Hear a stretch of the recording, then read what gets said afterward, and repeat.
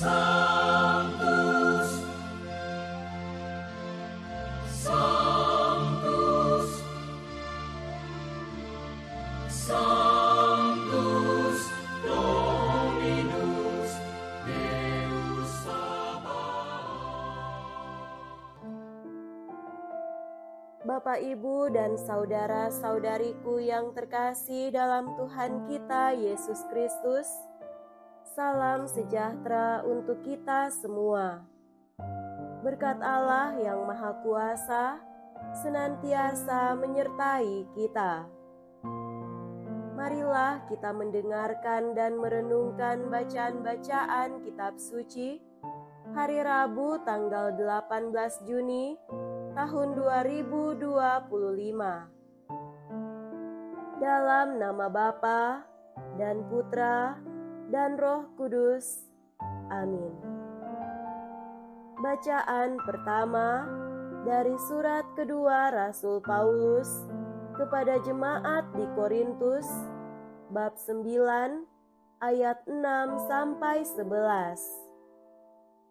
Saudara-saudara, camkanlah ini. Orang yang menabur sedikit akan menuai sedikit pula. Sebaliknya, orang yang menabur banyak akan menuai banyak pula.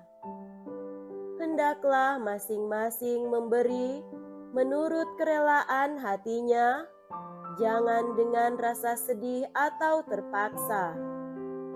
Sebab Allah mengasihi orang yang memberi dengan sukacita. Allah sanggup melimpahkan segala kasih karunia kepada kalian, supaya kalian senantiasa berkecukupan di dalam segala sesuatu dan malah berkelebihan di dalam berbagai kebajikan. Seperti ada tertulis, Ia murah hati, orang miskin diberinya derma. Kebenarannya tetap untuk selama-lamanya.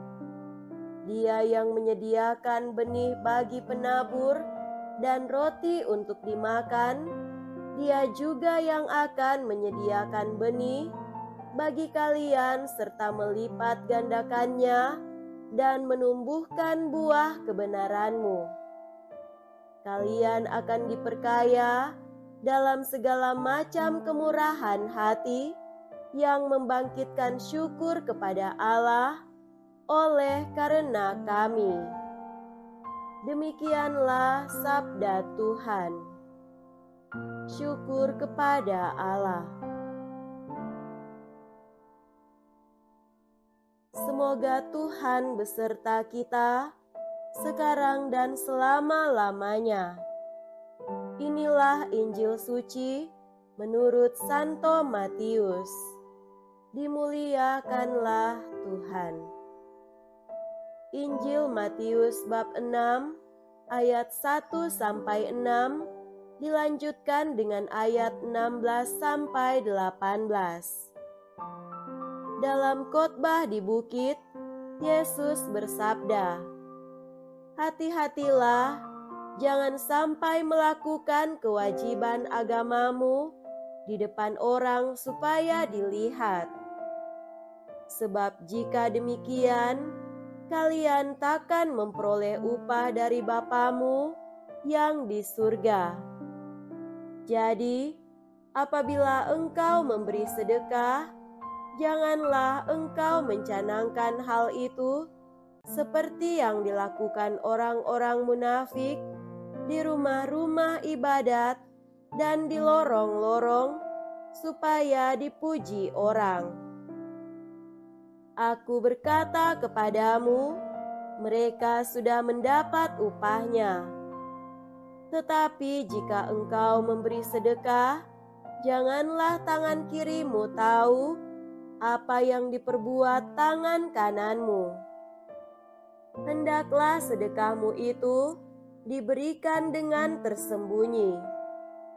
Maka Bapamu yang melihat yang tersembunyi akan membalasnya kepadamu.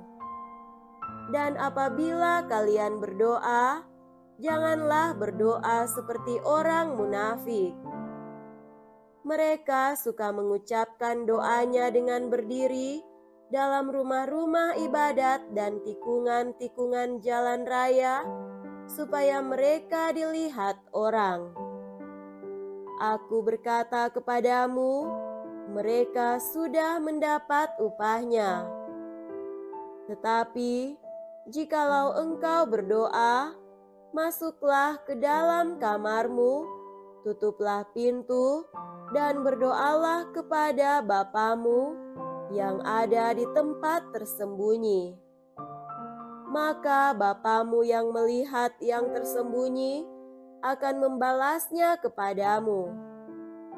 Dan apabila kalian berpuasa, janganlah muram mukamu seperti orang munafik.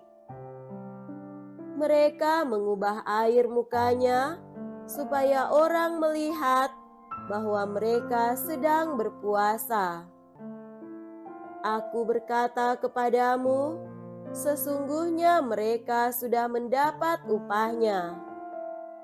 Tetapi apabila engkau berpuasa, minyakilah kepalamu dan cucilah mukamu, supaya jangan dilihat orang bahwa engkau sedang berpuasa, melainkan hanya oleh Bapamu yang ada di tempat tersembunyi.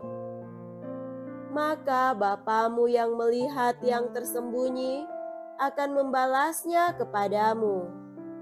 Demikianlah sabda Tuhan. Terpujilah Kristus. Saudara-saudariku yang terkasih dalam Tuhan kita Yesus Kristus, tema renungan kita pada hari ini adalah bersedekah, berdoa, dan berpuasa. Yesus dalam Injil Matius hari ini mengajarkan agar kita tidak melakukan kewajiban keagamaan kita agar dilihat orang.